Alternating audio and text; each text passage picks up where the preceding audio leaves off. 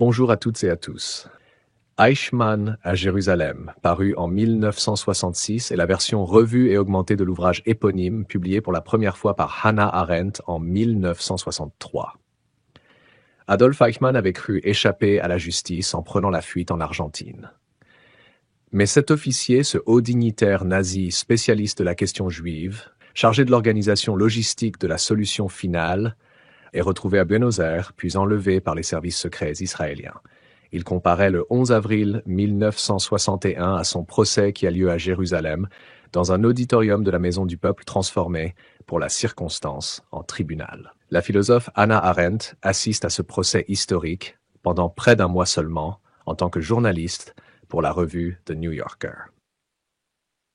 Ces chroniques sont compilées dans Eichmann à Jérusalem, ouvrage qui tient de l'essai de philosophie politique, souvent polémique, et du reportage.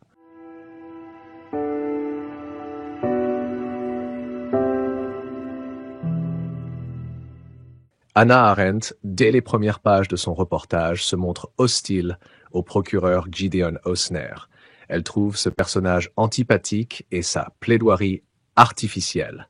Elle le juge aux ordres de Ben Gourion et de l'État juif, ce qui donne lieu d'emblée à un flot de questionnements, voire de soupçons au sujet du procès. Les Juifs sont-ils les mieux placés pour juger celui qui joua un rôle majeur dans la solution finale? Dans quelle mesure le procès peut-il être considéré comme équitable alors même qu'Eichmann fut enlevé? Le tribunal de Jérusalem peut-il prétendre juger de crimes contre l'humanité à lui seul? Ne serait-il pas plus juste de faire appel à une cour internationale de justice? Enfin, le personnage même d'Eichmann pose une question fondamentale. Quel genre d'homme faut-il être pour organiser et mettre en place une extermination de masse? Quel genre de monstre allons-nous rencontrer? Ce à quoi Arendt répondra, par un paradoxe pour le moins surprenant,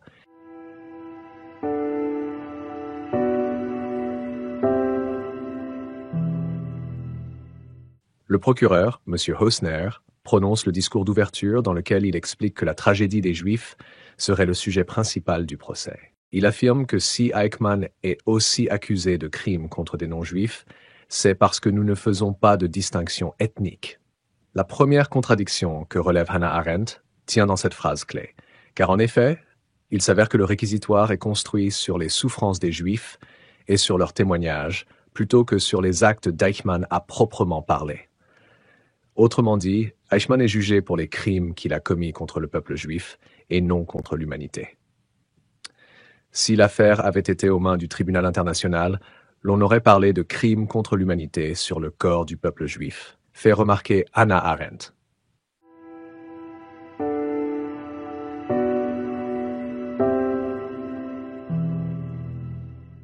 La seconde critique vise la mauvaise foi du procureur lorsqu'il déclare « Nous ne faisons pas de distinction ethnique ». En effet, comment le soutenir alors même que l'État d'Israël interdit les mariages mixtes? Un juif, suivant les lois rabbiniques, ne peut épouser une non-juive. Et si les mariages mixtes conclus à l'étranger sont reconnus, les enfants issus de ce mariage sont considérés comme illégitimes aux yeux de la loi et ne peuvent ni se marier ni se faire enterrer. Cette déclaration du procureur est donc, aux yeux de la philosophe, une vantardise, révélant les difficultés inhérentes à ce procès et qui échappent aux juges et aux procureurs. Arendt dénie à un État juif la légitimité à parler pour l'humanité.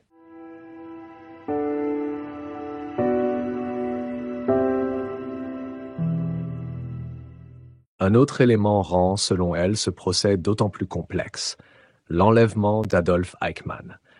La seule raison pour laquelle il me semble qu'Israël pourrait se déclarer incompétent est qu'il a commis un enlèvement, écrit Arendt à Karl Jaspers avant de se rendre au procès. Car kidnapper Eichmann, c'est bafouer le principe de la présomption d'innocence qui consiste à considérer comme innocente toute personne accusée tant que sa culpabilité n'a pas été légalement démontrée. Dans quelle mesure le procès peut-il être juste et les juges impartiaux si Eichmann est déjà coupable avant même que sa culpabilité ne soit prouvée? On pourrait lui objecter qu'Eichmann devait être arrêté et devait se présenter au procès de Nuremberg. Autrement dit, il était un criminel recherché. Dès lors, son enlèvement est-il injustifié du point de vue juridique?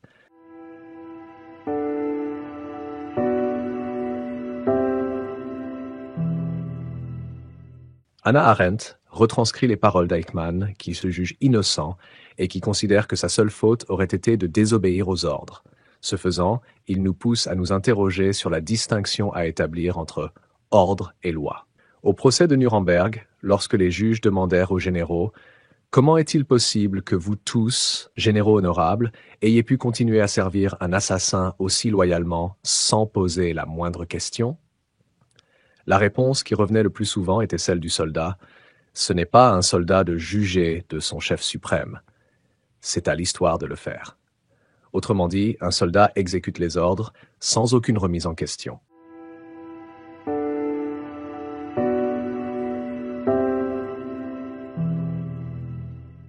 Mais le cas d'Eichmann entretient une certaine confusion entre ordre et loi. Eichmann n'est pas un soldat. Il travaille pour l'administration du Troisième Reich. Il n'est pas au front. Qu'est-ce qui l'empêche donc de remettre en question les ordres qu'il reçoit? C'est, entre autres, son statut d'escadron de protection dont le serment est différent de celui des militaires. Un escadron de protection n'est pas lié par serment à l'Allemagne, mais à Hitler.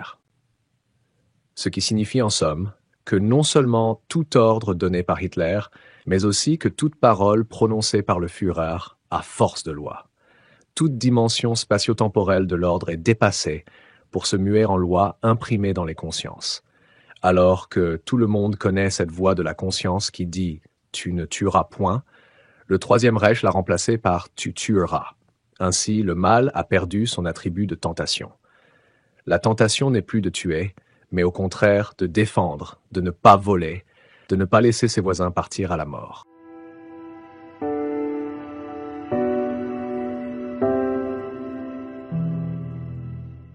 Le langage des nazis est un langage administratif, un langage qui, pour eux, comme pour Eichmann, qui en était très fier, est un langage objectif. Ils parlent d'administration plutôt que de camps de concentration et d'économie plutôt que de camps d'extermination. Ce langage permet, entre autres, une distanciation avec les émotions et la réalité. Robert Servatius, avocat de la défense, déclara au procès « L'accusé était innocent des charges impliquant sa responsabilité pour l'amoncellement de squelettes, les stérilisations, les mises à mort par le gaz et autres questions médicales. » Médicales? Le juge Halevi comprit cela comme un lapsus, alors que pour Robert Servatius, il s'agissait réellement de questions médicales, puisque ce sont des médecins qui les ont mis au point.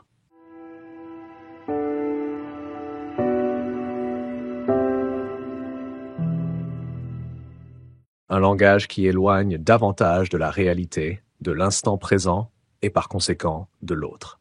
Le moment de la solution finale marque un tournant dans le langage administratif.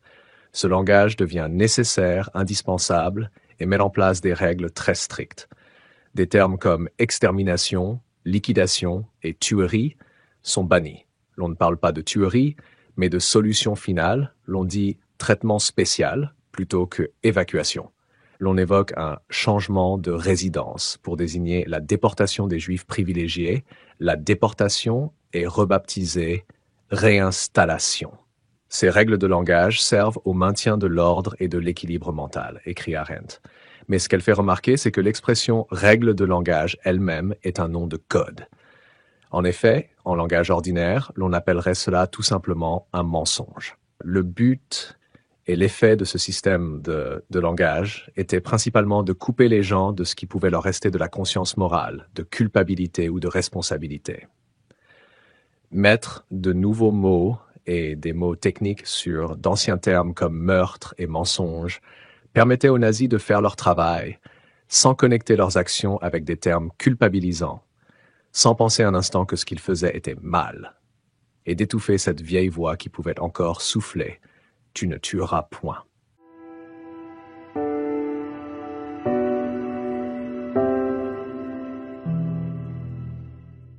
Et Eichmann est arrivé à ce portant au moment de la solution finale parce qu'il était la personne idéale pour ce poste. Incapable de parler en langage ordinaire et grandement sensible aux expressions toutes faites, il a pu épouser ces règles de langage avec une facilité étonnante.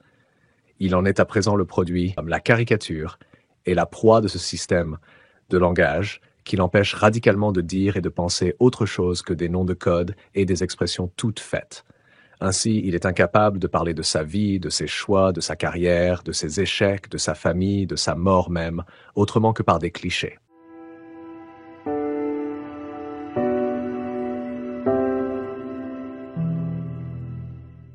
En ce sens, Hannah Arendt parle de massacre administratif.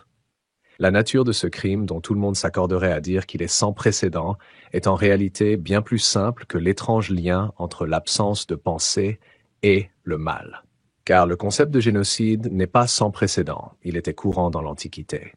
L'expression massacre administratif semble davantage correspondre à ce phénomène. Cette idée tout à fait nouvelle de massacre administratif est extrêmement difficile à saisir en termes juridiques, ce qui fait dire à Hannah Arendt que les juges sont passés à côté d'un défi moral et qu'à Jérusalem, le problème n'a pas été traité de façon adéquate.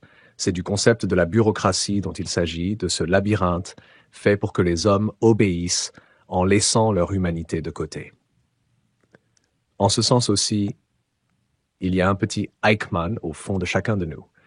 Ce petit Eichmann qui ne veut ni déplaire à ses supérieurs, ni devoir leur tenir tête et s'exposer au blâme.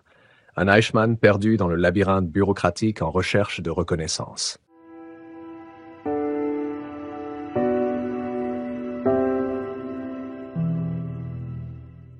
Soulever une telle question en 1963 suffit amplement à scandaliser, alors que les témoignages terrifiants des survivants résonnent encore aux oreilles du monde, que la culpabilité des bourreaux vient à peine d'être avouée, et que la honte des Allemands commence tout juste à se faire sentir. Hannah Arendt déclare sans ambages que parmi les victimes elles-mêmes se trouvent des bourreaux. En matière de coopération, il n'y avait pas de différence entre les communautés juives très assimilées d'Europe centrale et occidentale et la masse de juifs de l'Est qui parlaient le yiddish. À Amsterdam comme à Varsovie, à Berlin comme à Budapest, on pouvait faire confiance aux responsables juifs pour dresser des listes de personnes et de leurs biens, pour fournir des forces de police qui aidaient à l'arrestation des juifs et les mettaient dans les trains.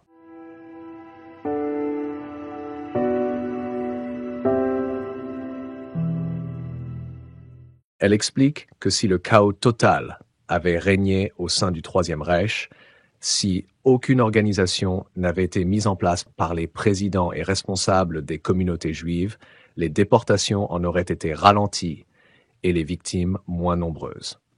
Elle déplore aussi l'argument de défense de ces responsables juifs qui veut que la fourniture des listes aurait permis à certains d'être épargnés. Elle rappelle que parmi ceux qui tentaient de fuir, la moitié y laissaient leur vie, tandis que ceux qui étaient déportés mouraient dans la majorité des cas.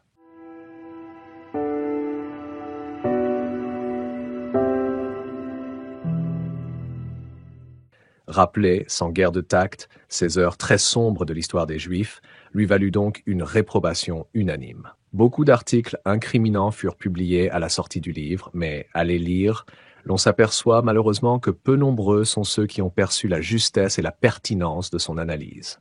La correspondance entre Hannah Arendt et Gershom Scholem au sujet du livre est à cet égard particulièrement intéressante. Gershom Scholem, historien et philosophe juif, connu pour ses études sur la Kabbale, reproche à Hannah Arendt son manque d'Ahavat Israël, son manque d'amour envers le peuple juif. Eichmann à Jérusalem et sa théorie de la banalité du mal ne laissent pas indifférent. Il provoque le lecteur tantôt par son analyse du personnage d'Eichmann, tantôt par son courage, son authenticité et son intelligence lorsque sont abordées les questions morales, juridiques et politiques. Lire le reportage que fait Arendt du procès nous donne l'occasion de repenser à notre position dans l'existence et au petit Eichmann qui est susceptible de se cacher au fond de chacun de nous.